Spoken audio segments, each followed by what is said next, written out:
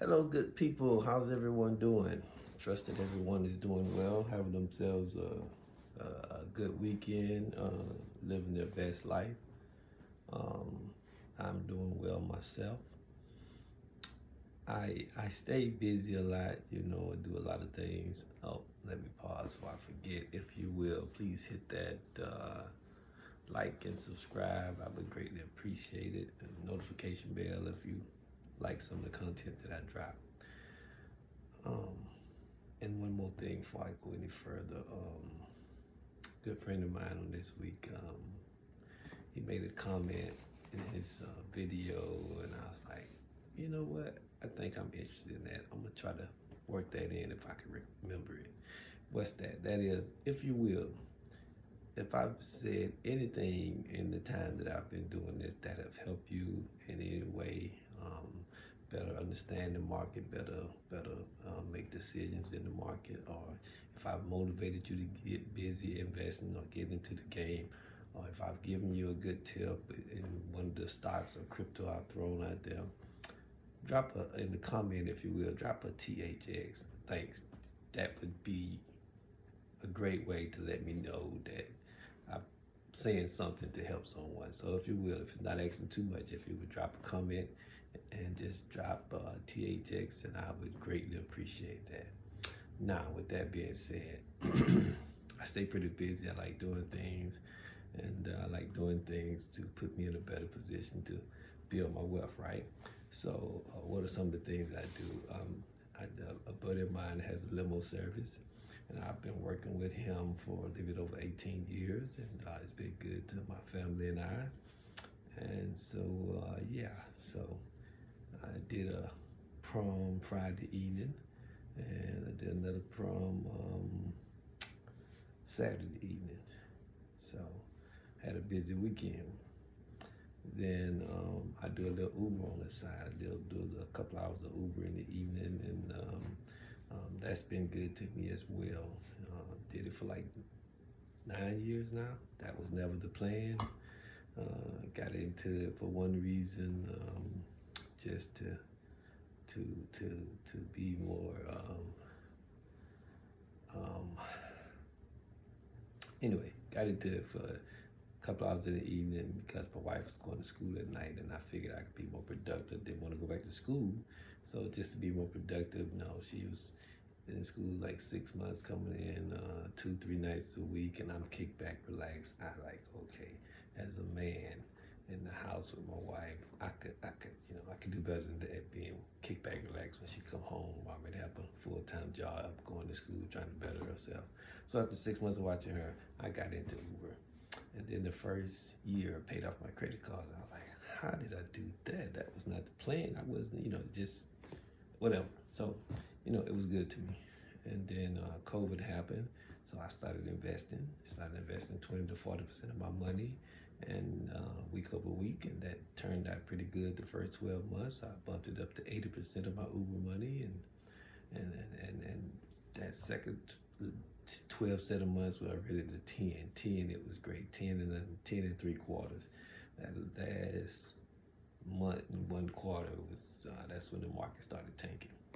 But with the knowledge that I gained from the first 2 years, and my mentors that I was following on YouTube, and the things that I used to Google, and the knowledge that I had gained, um, it it um, it allowed me to have some insight into possibilities in the stock market and crypto. Once the market started crashing, it's like, hey, I see this great stuff that I've been foaming at the mouth for 2 years wanting to get. Now that I can afford it, it's like on a sale. And as the market kept crashing, it's like a clearance sale or a fire sale, whatever kind of sale you want to call it. Anyway, so the plan was to stop doing Uber because I was in a better position, right? And then better unexpected position that I had planned. And then the market started crashing. Crypto went into crypto winter, and I saw all kind of opportunities. I said, babe, give me another year of doing this. That year was amazing, and then my mentors were bringing so many things to my attention about how the market create so many millionaires from individuals who are able to invest when the market is crashing. If you're in a place financially where you can afford to invest, now, don't get me wrong, I was doing good, but excuse me, I always get dried out when I'm doing these videos. I was doing good, at least in my eyes. I thought I was doing good, but I didn't have tons of money to invest. I just had regular, consistent money that I could invest, and I was pretty committed. I was pretty consistent. And then something that one of my mentors, Larry Jones, said. He said, you know, when you're in crypto winter like this, and Bitcoin having coming up in 2024, this was like 2022.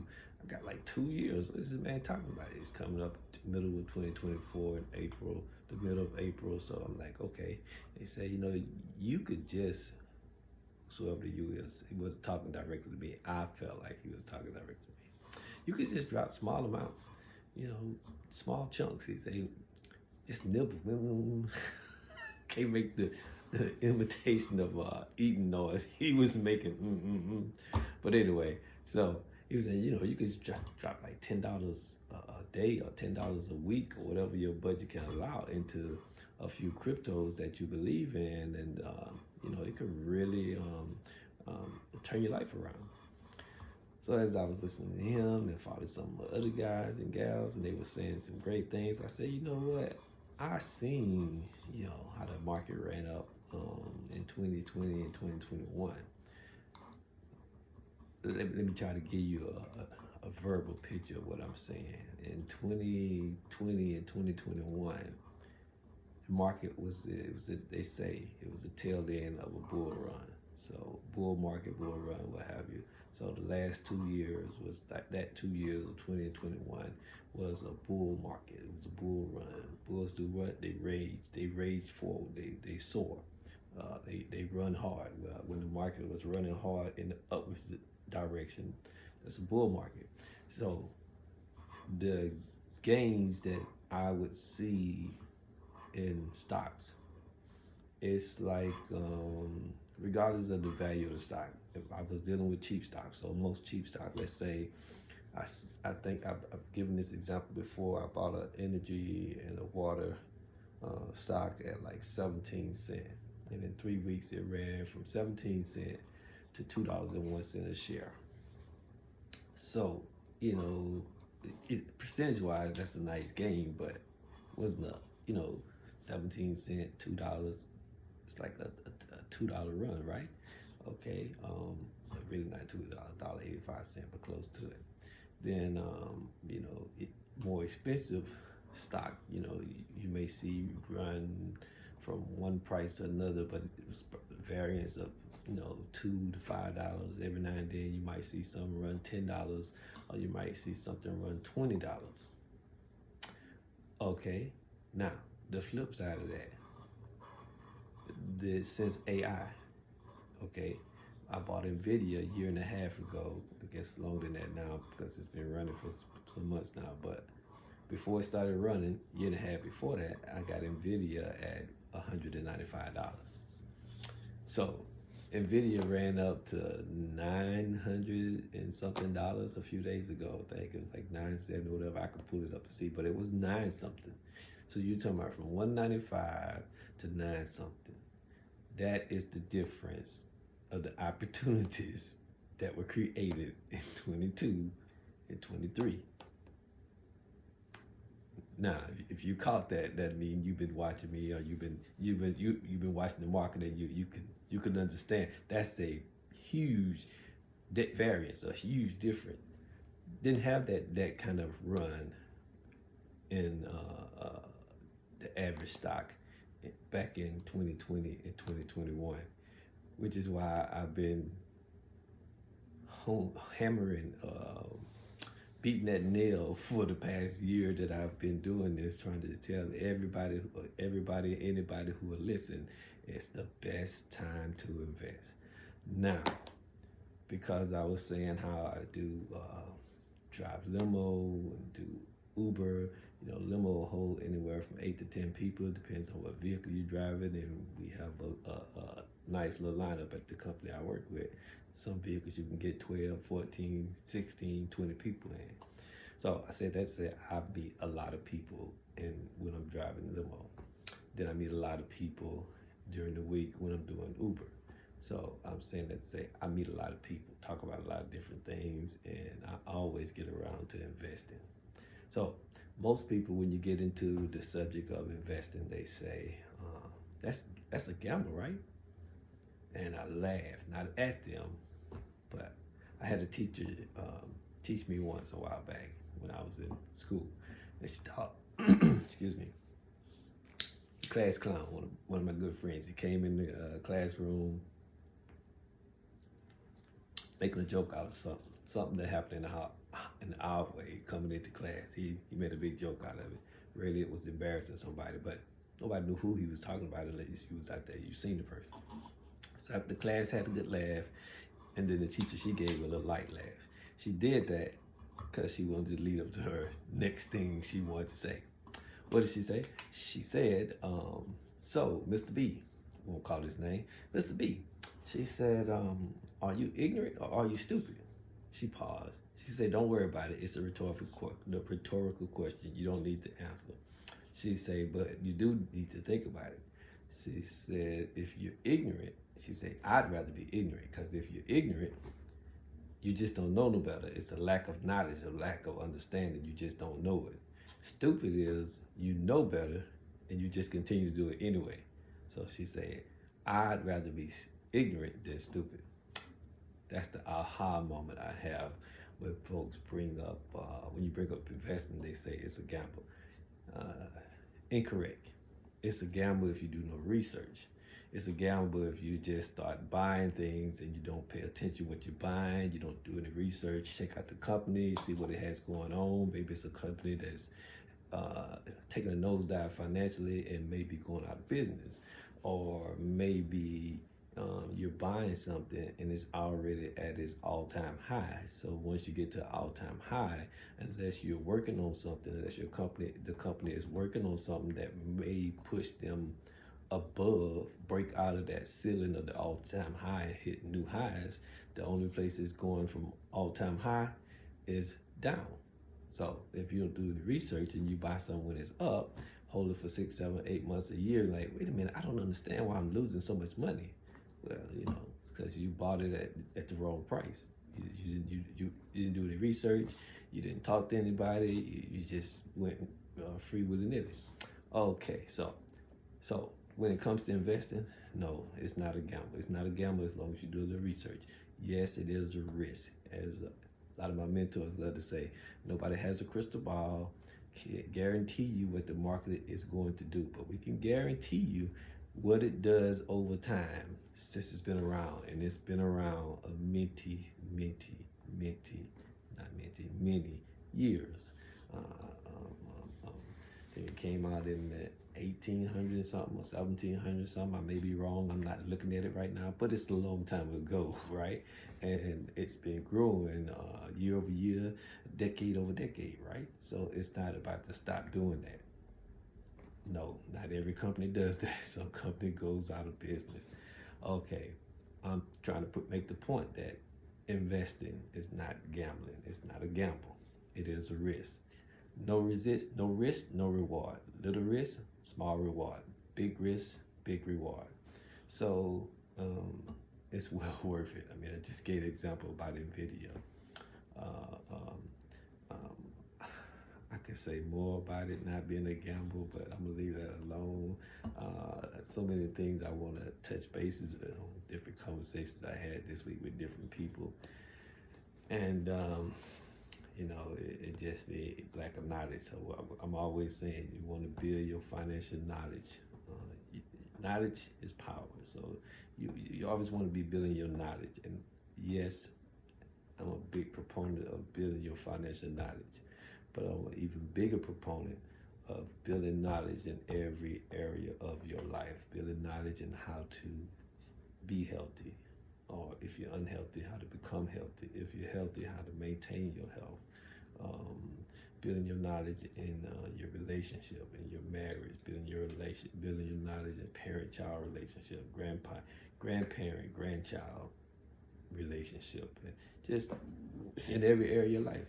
Building your knowledge on how to do your job, building your knowledge on how to do your side hustle, how to do it better, how to improve your driving, and the list goes on and on and on. Anything that's going on in your life should be, everything that goes on in your life should be something of importance to you, because if it's important to no one else, it should at least be important to you, because everything concerns you.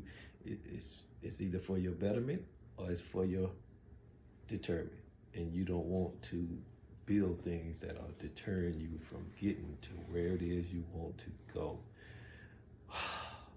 Trying to, man, time be wrapping up. I see I'm up to 16 minutes already, and I haven't touched on half of the stuff that I would like to touch on. I guess there'll be a part 2 at another time. All right, now that that's out of the way, in talking with people this week, something that I personally realized. I think when you're doing things, you need to build on top of things and build up so you have something nice, or you have something great, right? Talk and drop content and what have you, and talk to people. It's like, okay, this foundation is raggedy. Got to do something about this foundation. What do I mean? In life, you have wants and we have needs. Yes, everyone has heard of it, but not everybody has learned that lesson. So, quick thing. A need is a necessity of life. In other words, you need it in order to survive. If the need is not fulfilled, your survival it's going to be in detriment, and may help you leave the land of the living, right?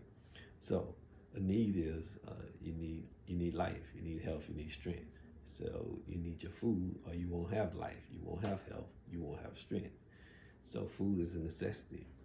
A roof over your head or some place to lay yourself is a necessity.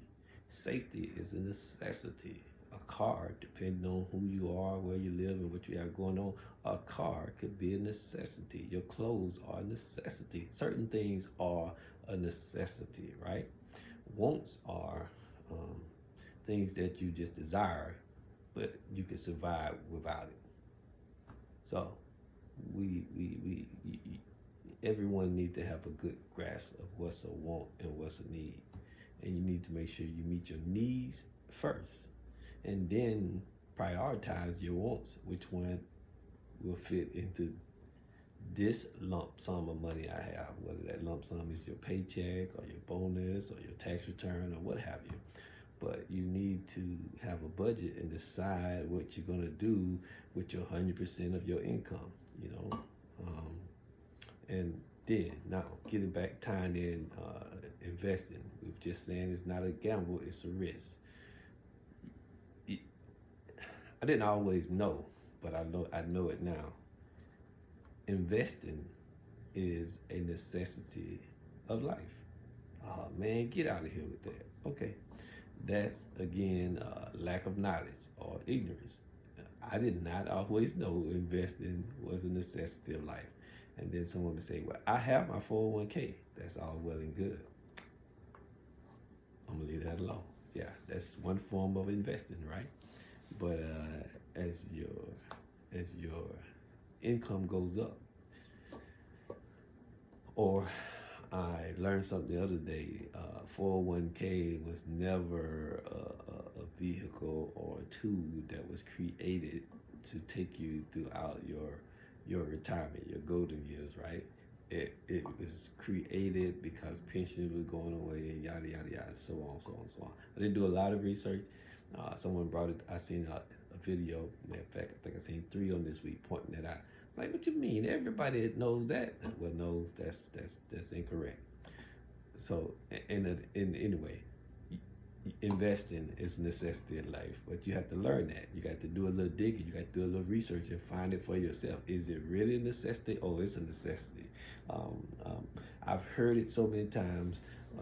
in the last few years since I've been building my financial knowledge, that no one is going to get wealthy or rich working hard or just working.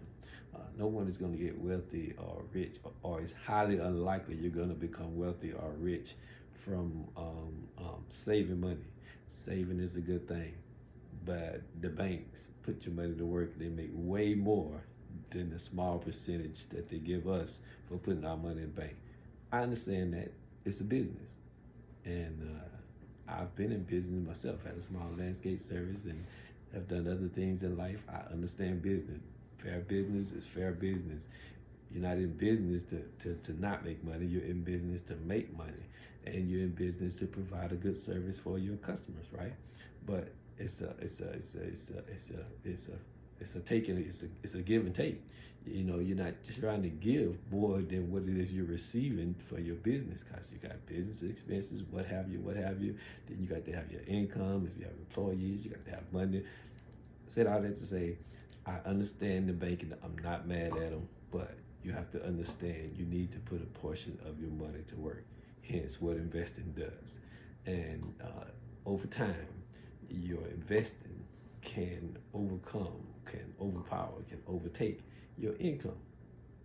It's better than your bank account, because in average, you're going to make a 10% return year over year in the stock market. And your bank account is never going to do that. We don't even get 1% year over year. Okay, I have a high yield interest savings account. Okay, good for you, but it's not 10% year over year. So you investing is a necessity, but I'm going to leave that alone. I just pointed it out. You can go do your own research and come to that own conclusion for your own self, or you could just say he don't know what he's talking about and move on to the next thing. Free country, free will. All right, it's time for me to wrap this thing up. So I want to talk about crypto and stock and what have you, but I'm not going to really get a chance to do that at this time, because I want to keep this thing not so long. But I will say, I know I've been saying over and over and over again some of my 5 favorite cryptos, and I know Gala. Well, I always say Bitcoin is number 1 and it's my favorite. I say Ethereum is number 2 and it's my favorite, and then to round out my top 5, so I say Bitcoin, I say Ethereum, I say Gala, I say ICP, I say Sand, I say Mana. I could say more, but that's already 6, right? And I was trying to say my top 5, so I did a top 10. If you look in my comments, in my community section, I list my 10 favorite stocks, and then I list my 10 favorite cryptos. If you're interested in knowing, you're welcome to go to the community tab. It's right there. But pretty happy with my Gala right now, because I've been building mine for over time. And Gala, when I first started buying it over a year and a half ago, it was 5 cents. Fell as low as 2 cents, and I have a good strong position, and it is up 30-something%. I think I seen 36% a little while ago. I think my brother, I texted him, I said, do you see what it's doing? He said, yeah, it's up 36%. I didn't go check it to confirm if it had gone 36%, but I'm pretty happy with my return right now. But its all-time high is 83 cents, and it's only up to 7 cents right now, a little bit over 7 cents, like 7.3, 7.4, 7.6, something like that. But it's just over 7 cents. So that is lower. That it is a low enough cost, but everybody can afford it. You know, you can sacrifice your Starbucks twice a week. You can drop that in Gala twice a week, and hold it to hit this all-time high, which will be. If you know anything about the Bitcoin halving and what happens after that, research, look it up. What happens after that is a good thing. All cryptos begin to take off, right? And so most cryptos will hit their all-time high, and a lot will probably hit, or it's expected, a lot of them will hit new all-time highs. So, you know, crypto is a good thing to be in right now, but really it was a good thing to accumulate over the last 2 years. Yeah, I had been using that word accumulate for a long time.